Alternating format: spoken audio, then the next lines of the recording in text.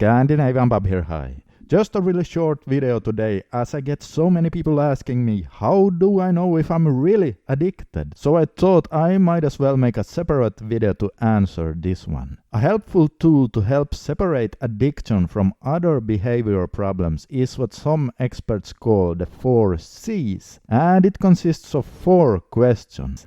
Now before I share them, I just want to say that many guys are asking, how many hours a week do I have to use, nasty online websites in order for it to be called an addiction? Well, although that is a good question, there are no answers to it because it's not the amount in and of itself that indicates an addiction. Now, sure, if a person is addicted, for the most part, that automatically also means increased use, but not always. So we really cannot answer the question like that. So we need to look at those questions instead. And they can be used for all kinds of addictions, by the way, and not only nasty websites. And here they are: compulsion, craving, consequences, control. Okay, so compulsion simply means that you have a very strong urge to fuel your addiction. The behavior may start impulsively, but as the addiction grows, it becomes a compulsive habit.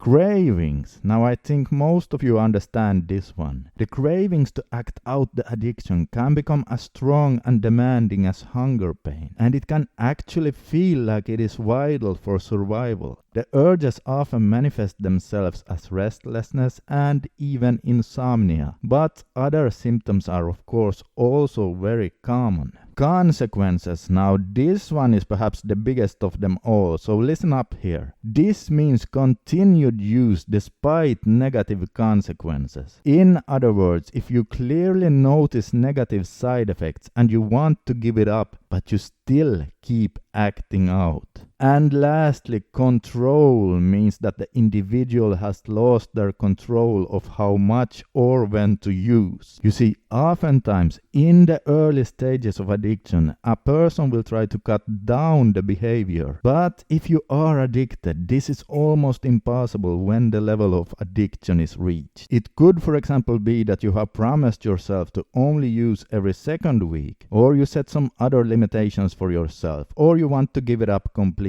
And you really want to follow your own rules, but you keep breaking your own rules again and again. Now, you should know that the 4 C's are not a 100% absolute dead giveaway of an addiction, but it is pretty reliable. And in my opinion, it is number 3 in combination with number 4 that is the biggest indicator. If you keep doing something despite the fact that it is hurting you and perhaps even hurting people around you, and you really want to stop, but you keep doing it anyway, well, that's a pretty good indicator right there. Alright, I just wanted to share this. Keep going everyone and stay strong. And I guess I have to end like I used to. And remember, as Winston Churchill used to say, if you're going through hell, keep going.